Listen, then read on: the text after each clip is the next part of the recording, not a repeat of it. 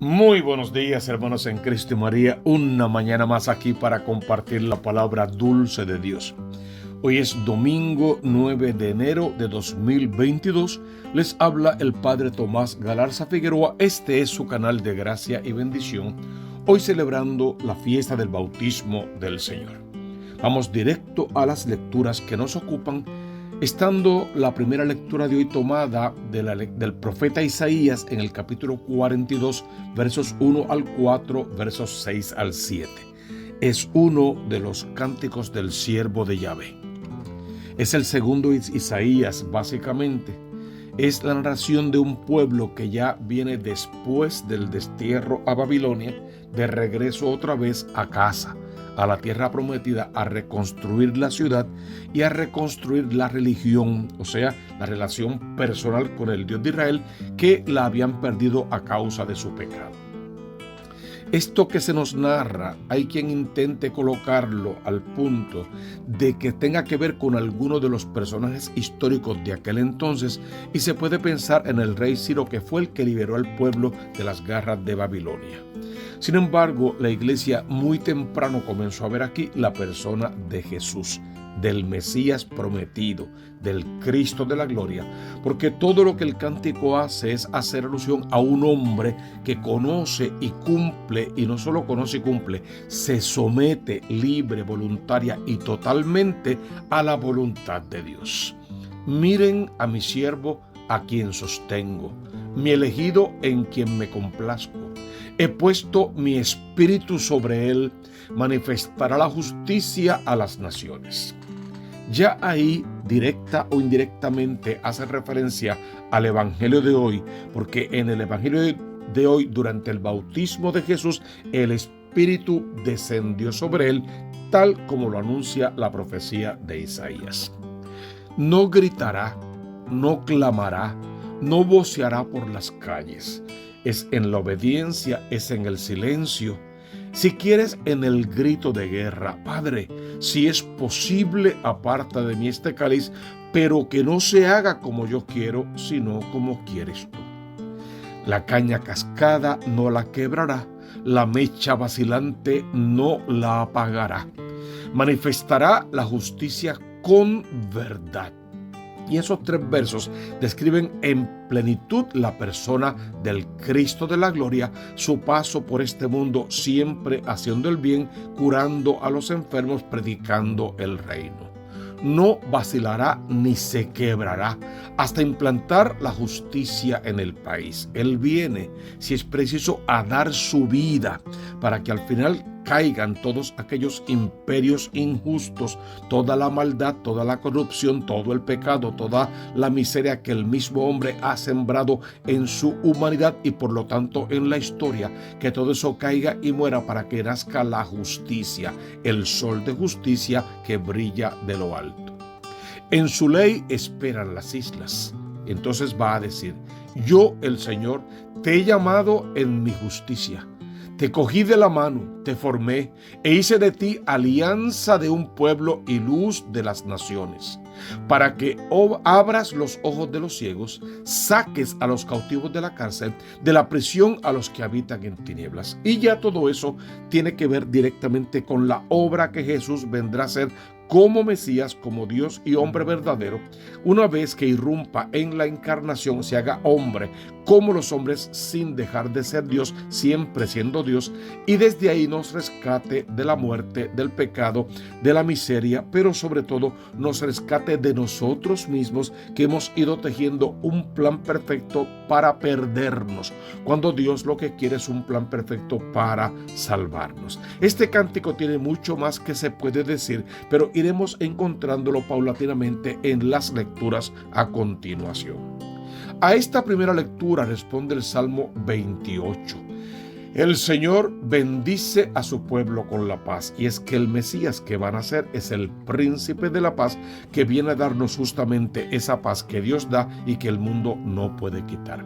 Hijos de Dios, aclamen al Señor, aclamen la gloria del nombre del Señor, póstrense ante el Señor en el atrio sagrado. Así, verso tras verso, va cantando las maravillas del amor de Dios, el poder de Dios sobre este mundo y la preferencia que los hombres deben hacer a esa voz de Dios, a ese llamado de Dios, a esa invitación que Dios nos hace a todos a la santidad. La segunda lectura de hoy está tomada de los Hechos de los Apóstoles en el capítulo 10, versos 34 al 38. En aquellos días Pedro tomó la palabra y dijo: Ahora comprendo con toda verdad que Dios no hace acepción de personas, sino que acepta al que lo teme y practica la justicia, sea de la nación que sea. Envió su palabra a los hijos de Israel, anunciando la buena nueva de la paz que atrae a Jesucristo, el Señor de todos. Pedro acaba de terminar un episodio en la casa de Cornelio, donde después de hablar y predicar con poder, el Espíritu Santo descendió aún sobre los paganos y sobre los gentiles. Y Pedro entonces empieza a entender que aunque son el pueblo elegido, este mensaje viene para que el pueblo elegido lo acoja en su corazón y luego lo lleve por todas partes del mundo, porque aunque son, y repetimos, el pueblo elegido, no son exclusivos, no son los únicos herederos de este mensaje y de estas promesas. Pedro empieza a entender eso poco a poco y el evangelio comienza a abrirse a todos los pueblos, y luego con la persona de Pablo este mensaje llegará a todos los gentiles. Pablo va a ser llamado el apóstol de los gentiles. Ustedes conocen lo que sucedió en toda Judea, comenzando por Galilea, después del bautismo que predicó Juan. Y hoy ya ahí le hace marco tanto al bautismo de Juan como al profeta Isaías, que ya había profetizado todas esas historias. Me refiero a Jesús de Nazaret, ungido por Dios con la fuerza del Espíritu Santo, que pasó haciendo el bien y curando a los oprimidos por el diablo, porque Dios estaba con él. Si nosotros igual aceptamos el bautismo de Cristo en la iglesia verdadera, nos hacemos bautizar en el fuego de ese Espíritu Santo, cumplimos con la misión de predicar el evangelio por todas partes, de pasar por este mundo siempre haciendo el bien. Eso solo podremos hacerlo si el Espíritu de Dios y la fuerza del Espíritu de Dios nos acompaña siempre, y para eso no podemos entristecer al Espíritu, no podemos pecar contra Dios y contra su obra, y ni contra ninguna de las divinas personas del misterio de la Santísima Trinidad, ni contra la palabra viva de Dios, ni contra ninguna otra cosa que evoque a la divinidad. Por lo tanto, estamos llamados a vivir inmersos en la fuerza de ese Espíritu para poder pasar por el mundo como Cristo pasó, predicar el reino de los cielos, que era el centro de toda su predicación, y así atraer almas a Dios para que igual puedan salvarse. ¿Qué evangelio nos regala la iglesia para esta fiesta del bautismo del Señor?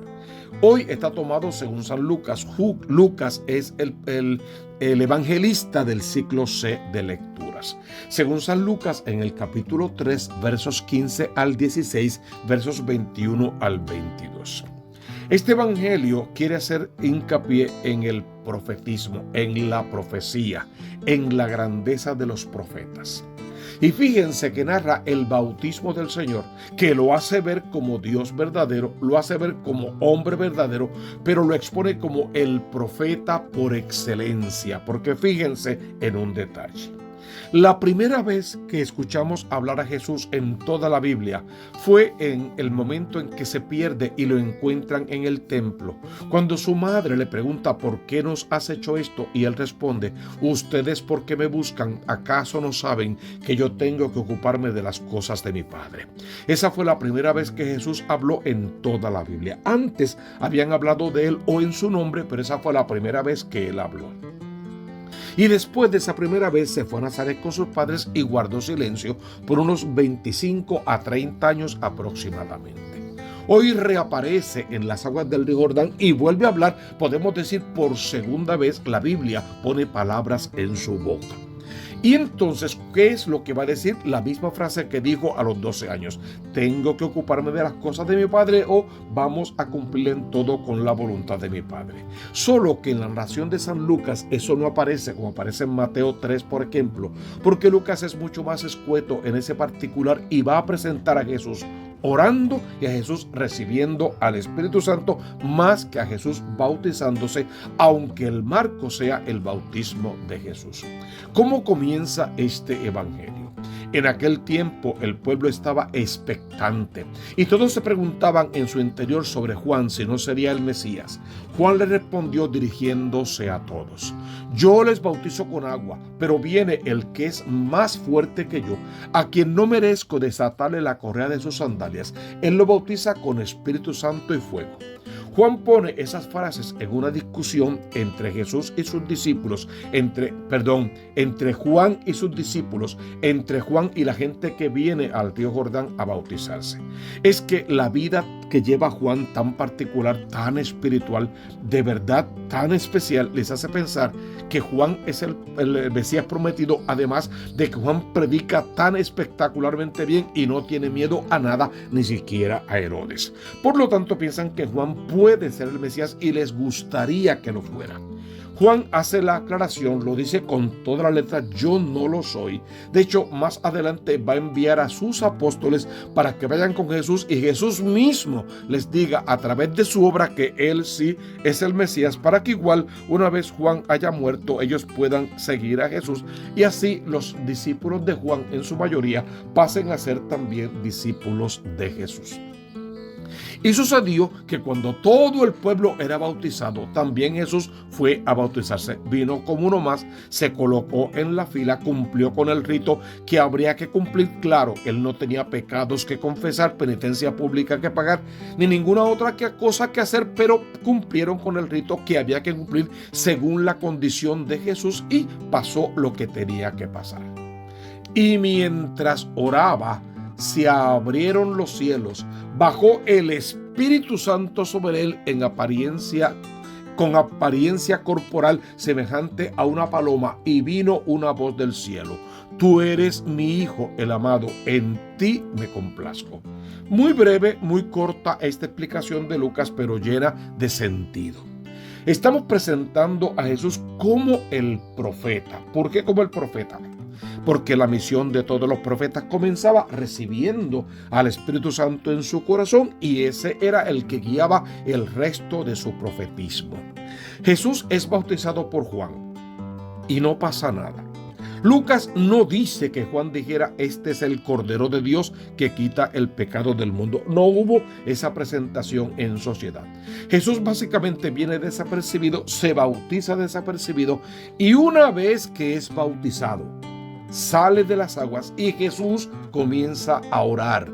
Y es mientras Jesús ora que el Espíritu Santo desciende, dejando claras tres cosas. Primero, es el misterio de la Santísima Trinidad el encargado de bautizar a Jesús. Porque el Padre Dios, que va guiando toda la vida de su Hijo, está presente en medio de las aguas. El Hijo de Dios sale de las aguas y comienza a orarle al Padre que ha guiado toda su vida, haciéndolo presente allí, y el Espíritu Santo desciende en ese momento. Padre, Hijo y Espíritu Santo, en una perfecta teofanía, están reunidos en el bautismo del Señor para darle inicio a la vida pública de Jesús.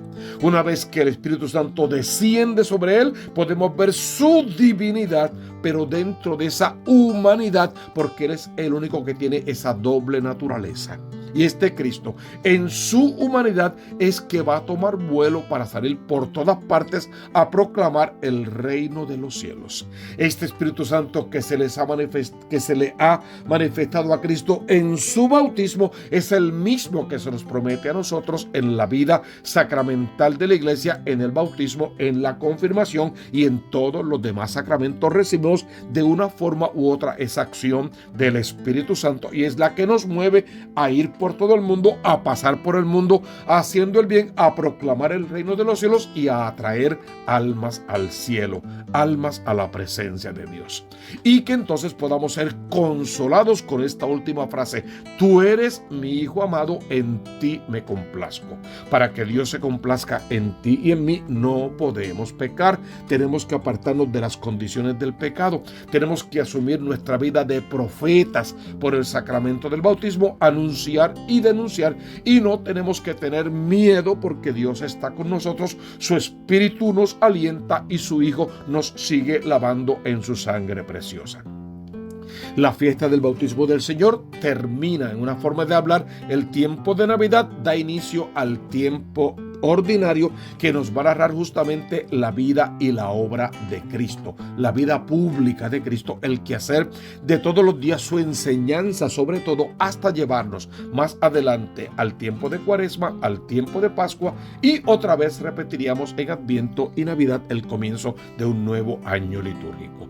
Es hermosa la lectura del tiempo, de la fiesta del bautismo del Señor. Hay que leerlas en casa con la familia, hay que escudriñarlas, hay que hablar de ellas y hay que buscar, si no estamos bautizados, el bautismo de la iglesia verdadera, y si lo estamos, entonces el bautismo diario, si posible fuera en el fuego del Espíritu Santo de Dios, para cumplir con nuestra misión en este mundo, que es trabajar por el reino de los cielos, trabajar por la salvación de las almas. Porque tú conoces la consigna: busca primero el reino de Dios con su justicia, y todo lo demás vendrá por añadidura. Suscríbete al canal de la Diócesis de Mayagüez, y a este canal Tomás Galarza Figueroa. Toca la campanita, por favor, dale like, envíanos tus intenciones para la misa en los comentarios. Las llevamos a la misa siempre, tú lo sabes. Y además de eso, te pedimos que ores por nosotros y nos des sugerencias de cómo podemos mejorar este canal. Abre tu corazón al Redentor para que seas bendecido, en el nombre del Padre, y del Hijo, y del Espíritu Santo. Amén, amén y amén.